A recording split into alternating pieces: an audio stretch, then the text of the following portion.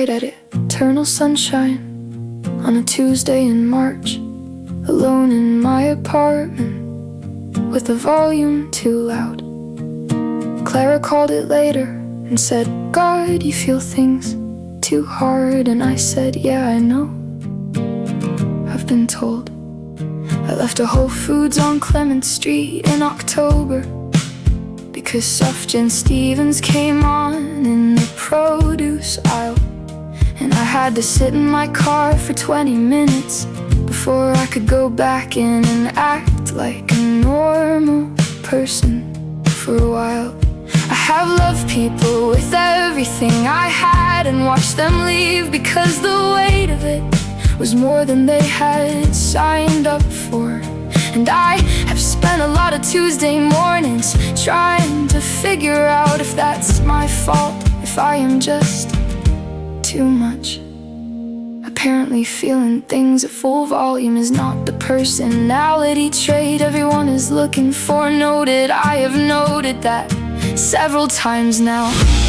I am everything and not enough. I feel it all and somehow still come up short. I give the whole of what I have and watch it not be quite the right shape for the space that they had left for it. I am everything and not enough, and I have been apologizing for that for as long as I can remember. Everything and not enough.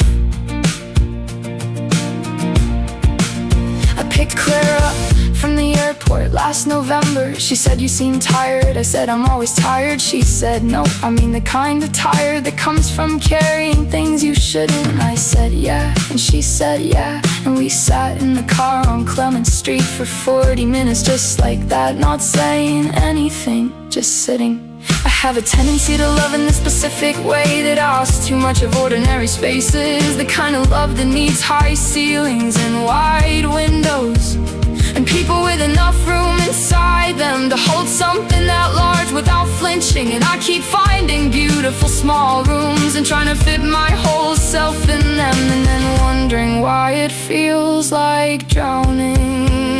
And I made myself smaller every single time, folded down to something people found easier to be around, and called it being flexible, and called it being easy, and called it being good.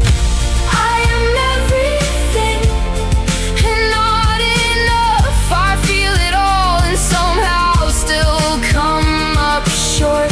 I give the whole of what I have and watch it not be quite the right shape for the space that they had left for it. I am everything and not enough, and I have been so tired of being the person who loves the loudest in every quiet room. Everything and not enough.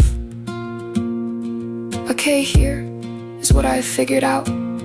Sitting in a Whole Foods parking lot on a Tuesday in October, crying at a Sufjan Stevens song.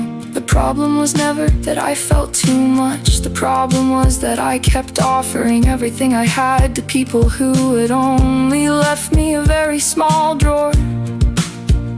And you cannot fit a whole person into a very small drawer. No matter how many times you fold yourself, I am not too much. I am the right amount for someone with enough room. And I have spent 6 years apologizing to small rooms for being a wide open landscape. I think I'm done with that. I think I'm done. So I'm keeping all of it, every feeling at full volume, every cry in a grocery store, every love I gave completely. I'm keeping all of it. It's mine. It was always mine.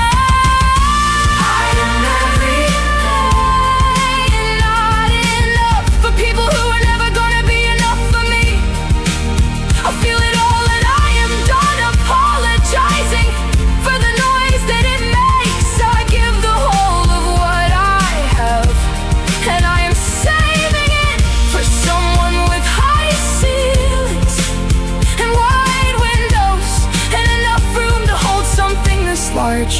without flinching. I am everything, and I am enough.